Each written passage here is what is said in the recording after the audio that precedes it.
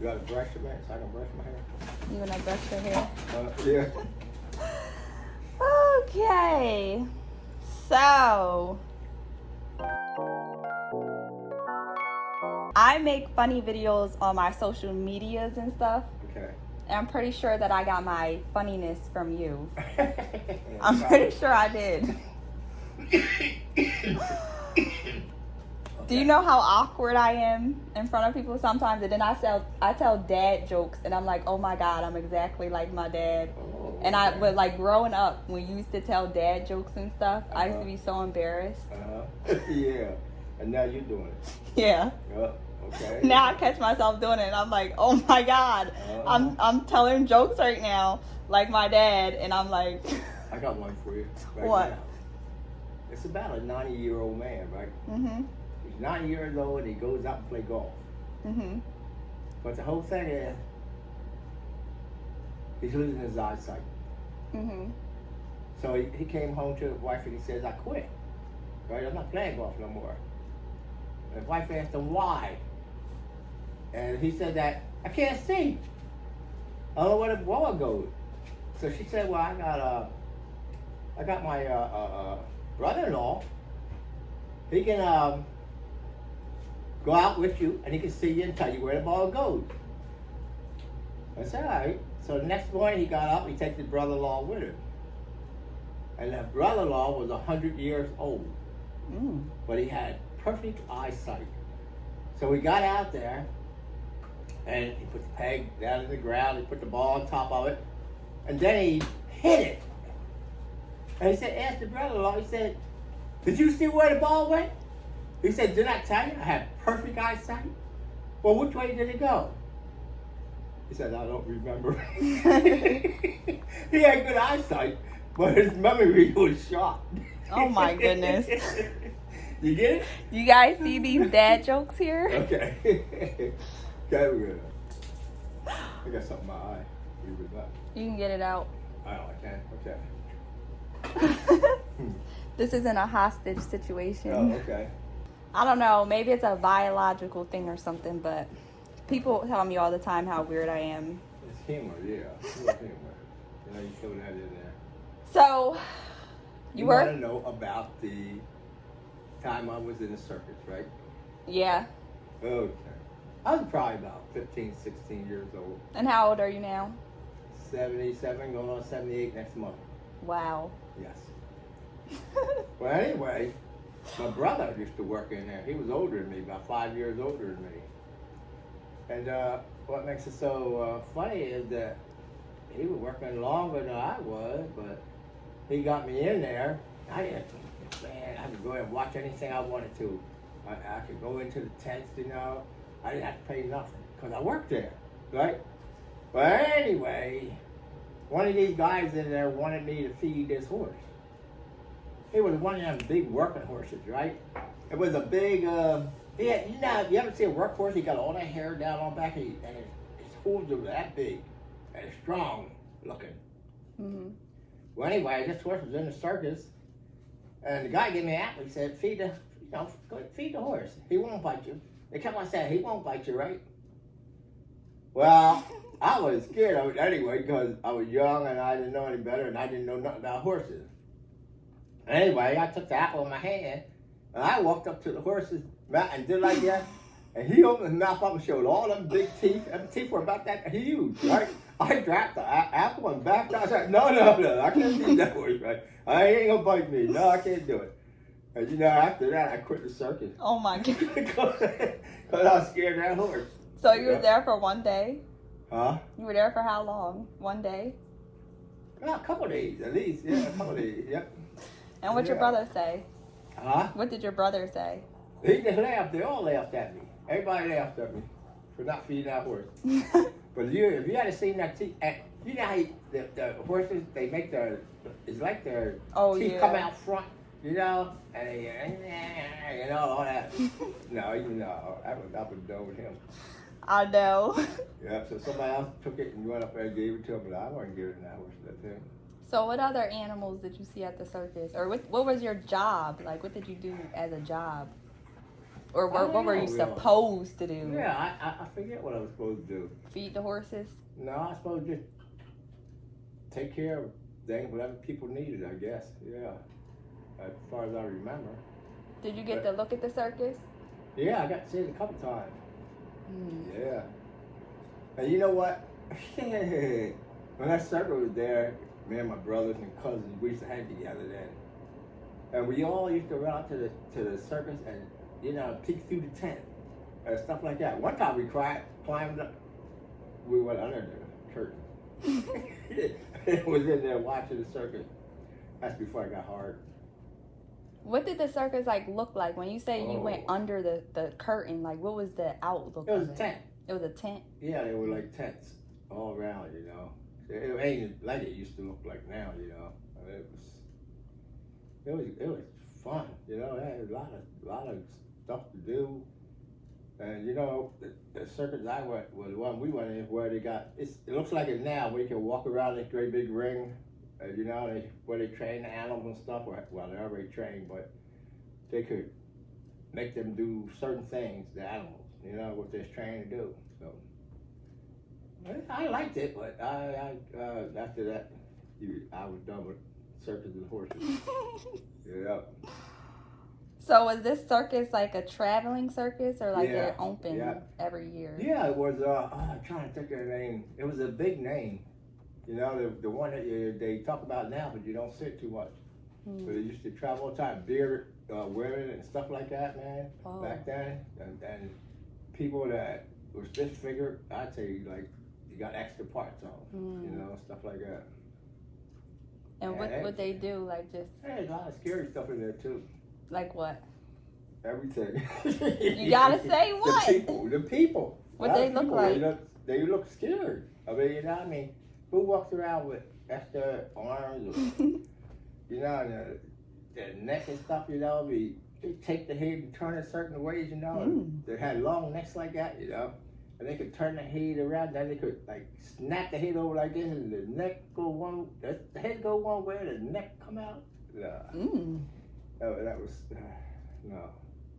That was a lot at that circus. It was a lot of fun, yeah. Did you ever see American Horror Story? Circus? I think it's Freak Show. I can't remember though. Well, it's a I don't know, it's a horror story, but it was like a circus storyline. So they were living at a circus. It was a mess. Anyway, that's what that reminded me of. Like that. The big top. But you know, back then, there was a lot of land and wasn't a lot of houses out built. So they could go, and you said that you wanted to go with me one day to see where I used to live. It's completely different though. Because back then, all the land was open. And down the road, before they built all the houses, was a train track. You know, and there were woods down there, and you could go down and play in the woods all day long. But you walk down and said, track. You could walk for miles down that track, you know, you could go off anywhere you want to. And just play, like we did.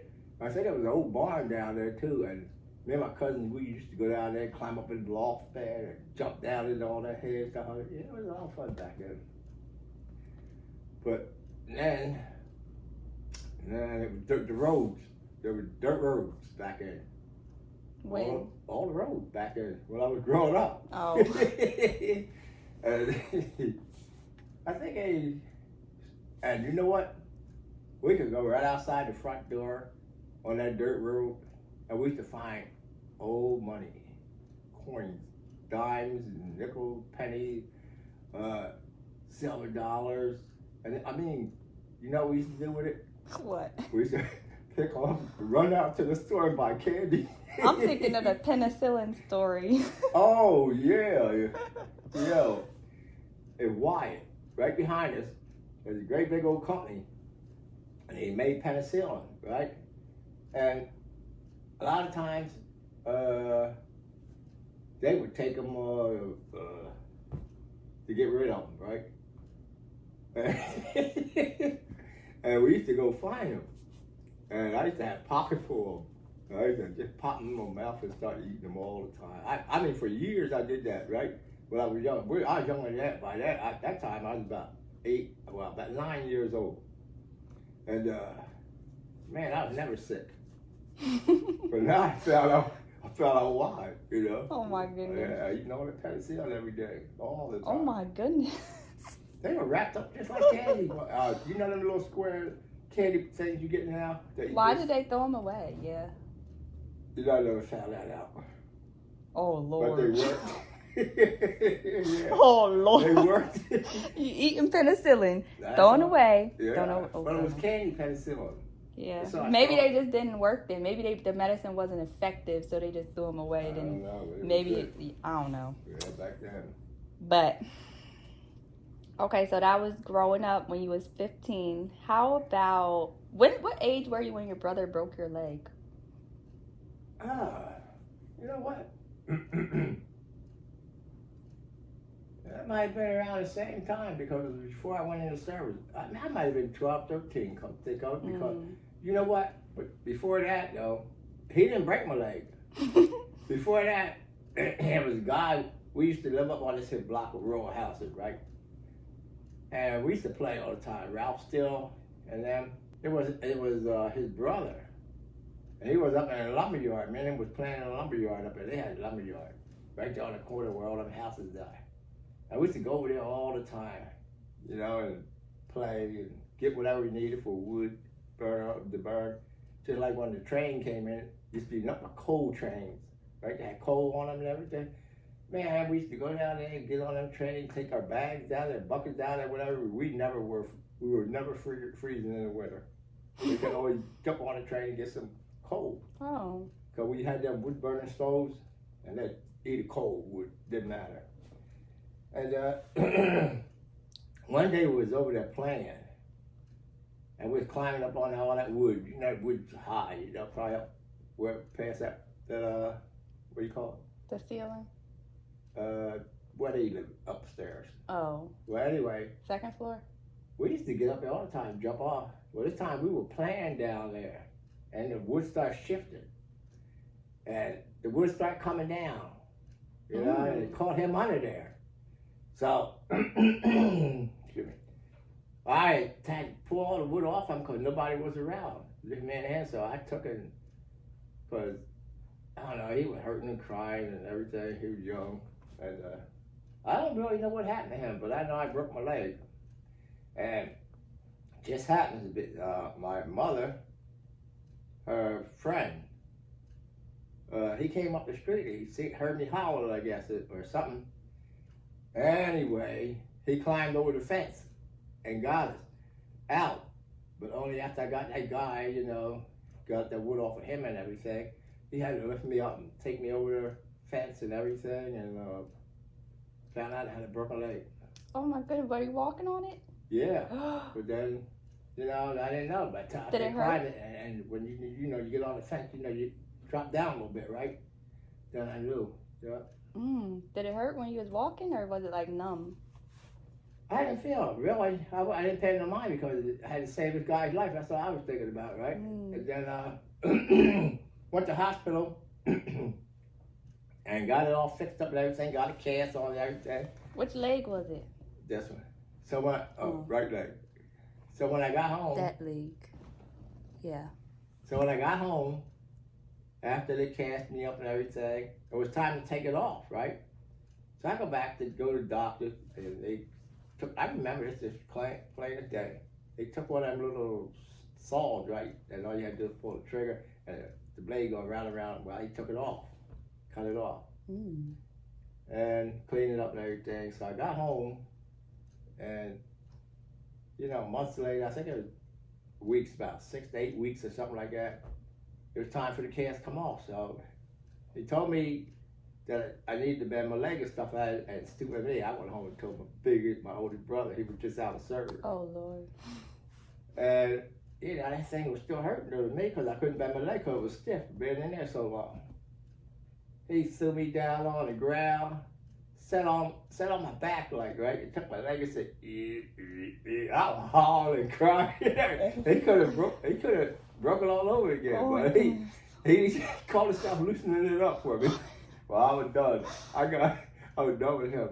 So I got up. This is the truth. I got up, and after I finished crying and everything, oh, that was something else. I think it's something else. But I know one time that, I don't know, I think it might have been the same thing. When he did that, I got up and there was a big old, like a hatchet, axe. We had an axe. We used to cut wood. I was swinging at it. He was running too. I was running at him, man. That day I would have really. I would have hurt him. Yeah. Yeah, I know you was mad. Yeah, that was. Yeah. That could have been something else serious than that. Yeah, anybody do that? Like, that hurt. Oh my God, I was cringing just now when you was telling that story. Oh my God. Yeah. He didn't know. Just like another time. Yeah, I'm young. He's 5 years older than me now. Wait, can you please tell me his reaction to the hatchet being? Everybody was scared. He was gone. He took off, right? And my sister. Did he leave the house? Yeah. My sister now was calming me down, right? Oh. Yeah. And let me tell you about another time. We were all out there. It had a creek down there, right? That's where everybody used to go swim at. So we're down there one time. He knew we couldn't swim, right? He picked me up and threw me in that water. He said, "You're going to either sink or swim." And they had to help me out, but I did. I was kicking and screaming, kicking my feet and waving my arms and everything. I was moving a little bit, but I think that's when I really learned how to swim. Was that the brother that was working at the circus, or a different brother? Yeah. Oh, okay. Yeah, my oldest brother. The one that's 5 years older. Yeah, he did some stuff to me. Can't think of it. Oh my goodness. What else he do? Huh? No, homie, I don't know. He do everything. Okay, so what about when you went into the service? Can we hear that story? What do you want to know about that? You were not even old enough to go into the service yet, but 17, you signed up. Well, 18. Okay, yeah, you signed up and you wasn't even old enough. Yeah, they wouldn't even let me in. Why? Because I was too young. And no, I was too skinny. I weighed 129 pounds. You had to be 100 and something else, right? 150 or something like that. So I got a job, working on train truck. Because I wanted to lift heavy stuff up so I could build up myself up, right?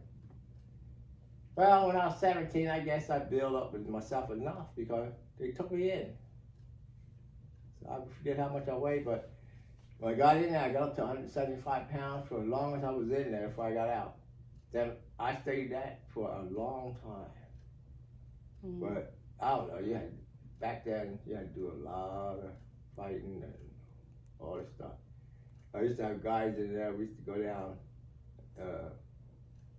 We used to go downtown, and go in these places and start fighting. Because the Marines and the Navy and Army, they would fight all the time for some reason. But anyway, a friend of mine, he went downtown and he came back to get us some help, right? So he woke me up, he's shaking me and everything. I'm sleeping in the bed, right? And next thing I know, I hit him in the eye. He walked around with a black eye for a long time. But we went down the place where we, and we got in a fight again. That's all it seemed like we did. Even when I came home, how many years? One time. Huh? How many years were you in the service? 2. Okay, and I had a fight before I could even come home. The guy wouldn't leave me alone. He said he's gonna beat me up. Oh my goodness. So there was a guy down there named Joe, and he was a boxer from out Philly. And he's the one that I learned how to fight from, right? And the guy, when I was in there, the first, I didn't know how to fight, really, but I tried it, right? So I see that guy couldn't even fight. Really? So I swung, I busted him in the eye, but I came home with a black eye too. it was really fun, but it wasn't. It was fun, but it wasn't fun. It was fun when you didn't have to do work, right? When the company commander and stuff like that was there, it wasn't fun. Because he wanted to fight me too, because I wouldn't pay attention to him. And he said, I'll take my badge and stuff off, and we'd go round and round. But that guy, boy, he was training me how to fight. with knives and stuff. I would have loved to fight him. Oh my goodness. Nah, that guy, he would have murdered me. So what was your position in the Army? I got to E4. And were you a sharpshooter? Yeah. Yeah, and also when I got in there, I was the fastest guy running. As a matter of fact, they told me that I broke the record running. But that's all we did, run and march and that kind of stuff, right? And I did some boxing in there in the ring with some guys and stuff, you know. I mean, I just, a little bit of everything. And then, even when I was getting ready to get out, they asked me if I want to be, I'm trying to think what it's called now. They were guards, like for the president and stuff like that. I forget what they're called now. Security. And I told them no, huh? Security? No. All we do, like if they had, you just stand there all day long at attention. Just like the rural queen and them down there in England do. Them guys just stand outside there. And when they come out, you know, you pick up your weapon and drop it down and salute them and stuff like that, you know. I'll think of it after a bit. But I told them no because I knew what it was about, right? There was too much standing. You couldn't move. You couldn't look at nobody. You couldn't even scratch yourself if you had to. So I took another job. I took the job. I was get ready to get out, right? And I told them I drive a PC. That's a personnel carrier. You know, you drive all this stuff. Now, remind you now, we're in Alaska. And there's a lot of not much snow up there all the time. So, except for summer, you might get a little break. So I carry troops around, driving them things all day. I like that. So you was in snow? All the time. Yeah. Oh, okay. We were up on the glaciers up there. And they say if them glaciers, if they cracked open, that was it. What was y'all doing on the glaciers? What was in Alaska? Oh, just training? Yeah, we basic as AIT and Alaska. but we were at. But what happened after all that was over? Then you're trained for active duty. Like if there's a war breakup or something, you'd be the first to go. Because I was infantry.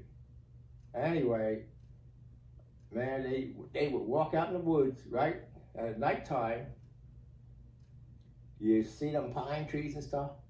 You have to take the branches off of them, put them on the ground, and you just cover up with you have one of them sleeping bags. You get in that, and after you put down the pine. Anyway, what that does is it keeps you off the snow because, like I said, not the snow.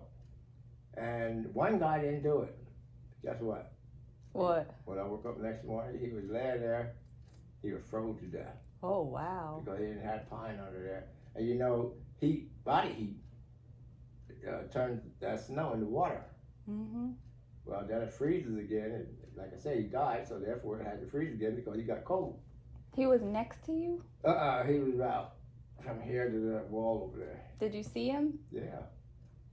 And we no food and stuff like that, because we stopped there for 30 days in the woods. Oh, y'all wasn't in a building. Y'all was just in the woods for 30 days. In the woods, yeah.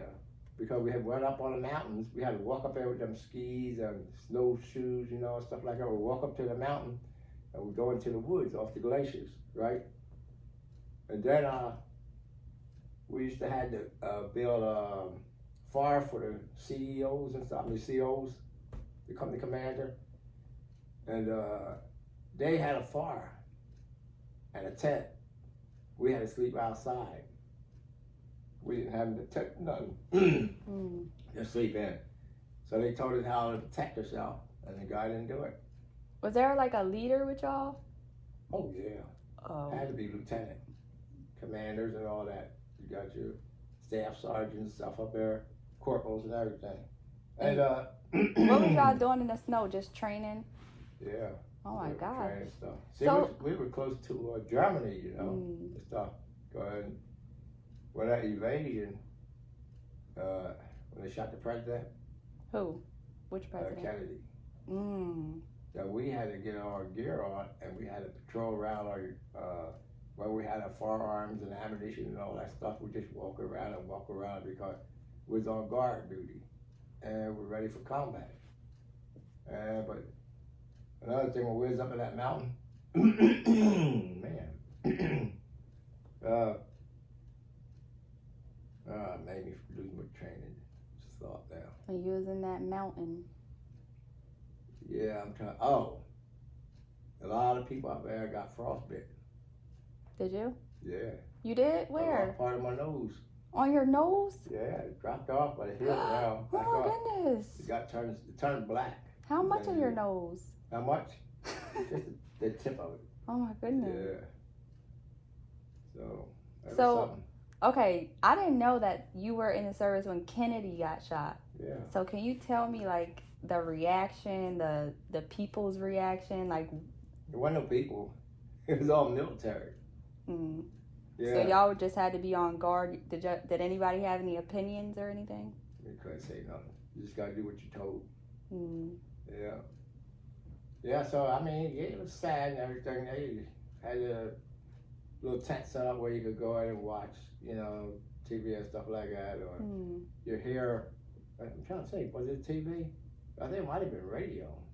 Yeah, it probably had to be a radio. Yeah, about President Kennedy got shot. So man, we automatically just went on duty. Everybody. Then, like I said, at night you have watch. You just watching, walking around, make sure nobody comes in there with guns and stuff. Because like I said, it's a war when it broke out. They wanted me to go over to Vietnam War, right? And I think I had about 3 or 4 months left if it was that much. I told them no. You know what? They're making a lot of money now. Who? But the ones that re-up and stuff, they wanted me to re-up. You know how much they wanted to give me back then? What? To go to a war. How much? $600. Oh my God. It wasn't worth my life. Oh no. Yeah. Was that a lot of money back then? Or Yeah. no? Yeah, it was, but I couldn't see it. Not no $600. Not to go over there and get killed. You go over there, and a lot of people didn't come back. What was $600 back then get you? I don't know, really, because I never even got to see my check. What? Why? I sent it all back home to my mom. Oh. Back then, because back in that time there was a depression. That was so sweet. Yeah, I had to write a letter and tell her to buy me a coat and send it to me. A TV coat. Yeah, so she did. Oh. I mean, what was I gonna do with it in service? But save it, go out and I didn't drink or smoke really until later on. I got in there. So you didn't drink or smoke when you got into the Army until you like ended the Army? No, maybe after my first year when I went to Alaska. That's when I needed it. To survive, people wanted all that kind of stuff. Yeah. But then I didn't really need it, but I thought I did. So I'm gonna be like everybody else, enjoying the crowd. Back then. I mean, yeah, it's your personal story, it's your journey. Yeah. So, what about when you came back from the service? When I came back, I was bought a car, started doing some mechanical work and stuff like that. When I got out of service, I was so happy, and guess what I did? What? Instead of going to the train station, I took a taxi. I got an airplane. They gave us an airplane ride all the way home. And over except for where it dropped me off up in, where was that? Westchester, New York City. So instead of me catching another plane from there to home, I took a cab. Yeah, but back then, like I say, it didn't seem like much money, but I guess it was. It was more than, I actually think of might have been a couple $100, or something, but I just gave guys a handful of money and said, here, like a tip, he was happy. I was happy to be home because he parked right in front of my house. Oh. I hear Homer out there working on a car, right? So first thing I did, you know, we got talking and everything after, you know, and all that. I gave him I had a whole bunch of money then, a handful of money. So That was so nice. yeah, so guess who got the money? Some money, a lot. Who? Your mom. Mm. So I was happy then, you know, I mean, I messed around for a while working on cars and stuff. Then I started looking for a job and my own place to live. Yeah. That was it. No, that was not it. Went out on my own, yeah. I went out on my own. Yeah. You worked at GM. Yeah. And then I went to Lucas Steel. So somebody told my brother, that's where he was working at. So me and Pop both went to Lucas Steel. And I was turning them heavy plates, you know, about that thick. Some were that thick, some were that thin. And I used to set it in this table, at a table inside this here little box thing, you know, with the glass. Let's see how it, and behind it where all the heat was coming from, all them big plates would come around like a circle and all this kind of stuff. You know, I would have to use this machine and I would run the plate up or back or, you know, move it over to the side. Yeah. And then I did that for a while. Then I became a gas burner. I used to cut them plates with a what you call them thing. I can't think of it. Anyway, cut plates. Used to burn them to cut them. So I liked that job and stayed there for a long time. Dad, you have had such an exciting life. Yeah, and then guess what? A long, exciting life. Mm-hmm. I didn't go to General Motors. I got laid off from up there. And they laid us off for 5 years. Did you ever get fired from a job? No, God, yeah, one job. And that was, I forget the name of it. It was like a company that made liquor and stuff, right? And it was non-union. And he wanted me to work Saturday and Sunday. I told him I ain't gonna do it. He said, well, if you don't come in, you're fired. So I didn't go in. Cause I was young. I was about it. You know, having a good time. Then I was younger than you. Did you argue with him? Huh? Did you argue with him? No. Oh, you just left. Nah. What was your personality growing up? Like, were you headstrong? Were you shy? No. Like, what were you growing up? I was a jokester. You were a jokester. Oh, I did go around telling jokes and laughing and having fun. Mm. Yeah, even I almost did that all the way up until what? I met my wife almost. Just telling jokes?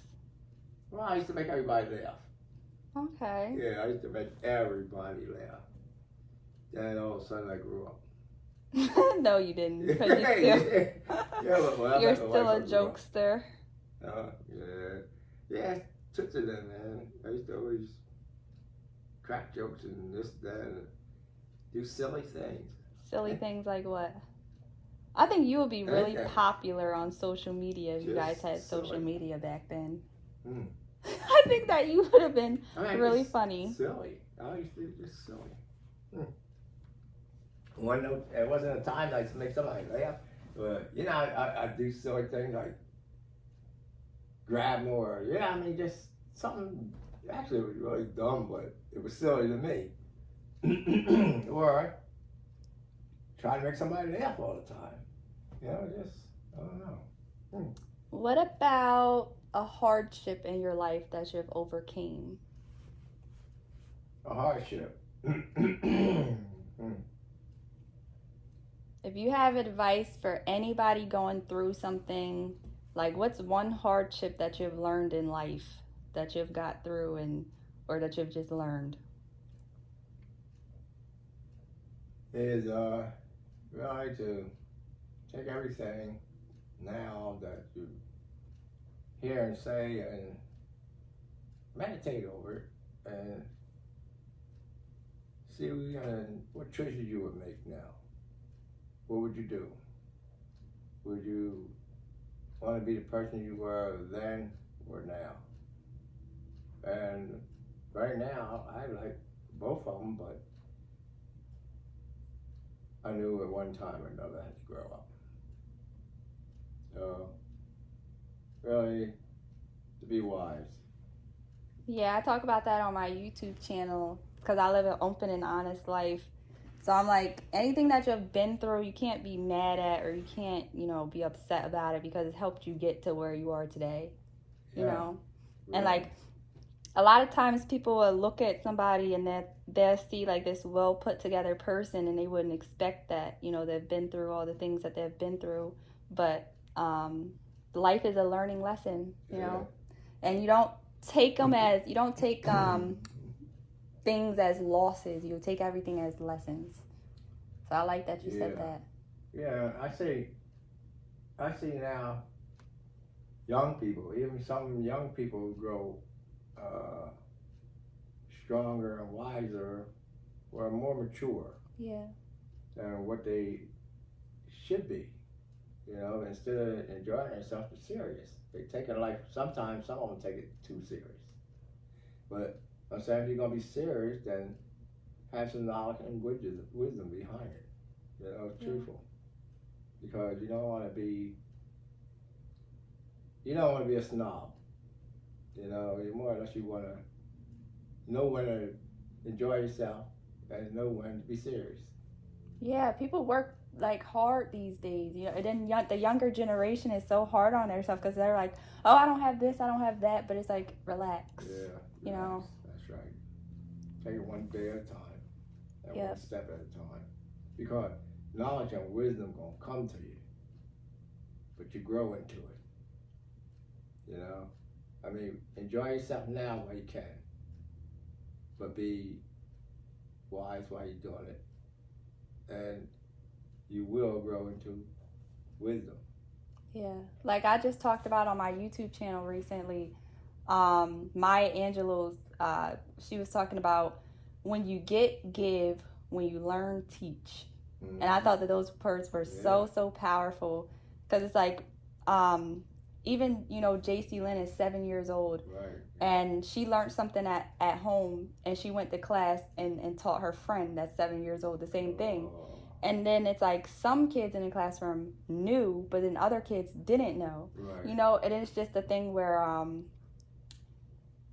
I like it, because it's like, once you're taught something, it can be, basic, a basic lesson to somebody else. Right. But like, to somebody else, it could be like they're hearing it for the first time, So I love those words. Yeah. Because like, it's going to be so many opinions of people who are negative or people who are positive. It's just, And still, you can live your life to the fullest and enjoy it. Exactly, yeah. Okay. Dad, you have a book that you're working on. A book? Mm-hmm. Yeah, but right now, I'm in process of doing it, but I can't release the name or anything of it. It's a reality book. And everything that I'm saying in there is the truth.